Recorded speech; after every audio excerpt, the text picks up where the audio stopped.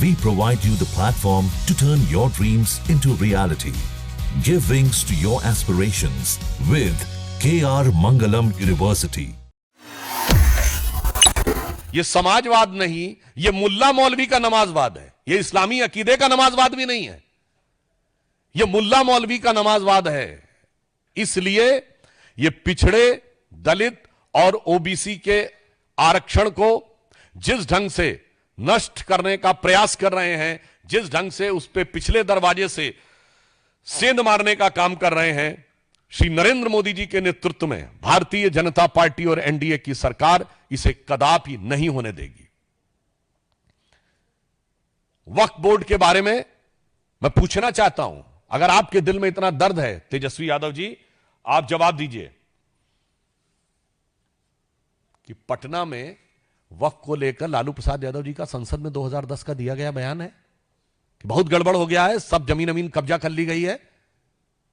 तो कहते हैं कि वो आधा बोला गया। तो मैं पूरा सवाल पूछता हूं, बताइए इतनी वक्फ की संपत्तियां हैं, कितने अस्पताल हैं उस पे, कितने यतीम खाने हैं, कितने कॉलेज हैं, कितनी यूनिवर्सिटी हैं, कितनी मुस्लिम तलाकशुदा और बेवा महिलाओं के लिए कोई संस्थान बना है, कितना दिव्यांग मुस्लिम समाज के दिव्यांगों के लिए क्या बना है, कौन सा मुस्लिम रिसर्च इंस्टीट्यूट बनाया गया है ना। यह है समाजवाद का लबादा ओढ़ो और सत्ता के ठेकेदारों के हाथ में सारी की सारी संपत्ति को इकट्ठा कर दो।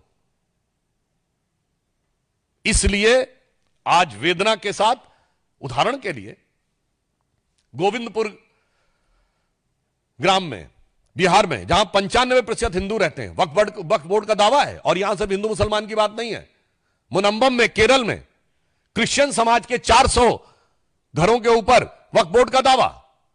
यमुनानगर में गुरुद्वारे के ऊपर दावा। इनको माइनॉरिटी से भी मतलब नहीं है। इन समाजवादियों को पहले तौलना है सियासत के तराजू पे कि कौन सी माइनॉरिटी, कांग्रेस को तौलना है सियासत के तराजू पे कि कौन सी माइनॉरिटी का वोट बैंक हल्का नजर आ रहा है और किसका भारी नजर आ रहा है। तब मुल्ला मौलवियों के आगे नतमस्तक होके समाजवाद को मुल्ला मौलवियों के आगे नतमस्तक होने वाले नमाजवाद में कन्वर्ट कर देना है। तो जो कुछ इंडी गठबंधन कर रहा है, हम उनके इन सपनों को कतई साकार नहीं होने देंगे। देश की जमीन देश की जनता की रहेगी, किसी मुल्ला मौलवी की नहीं रहेगी। देश का संविधान बाबा साहब के विधान से चलेगा, शरिया के फरमान से नहीं चलेगा। आपने अपने दौरे हुकूमत में शरिया के 1 दर्जन प्रावधान बाबा साहब के संविधान में पिछले दरवाजे से लागू किए।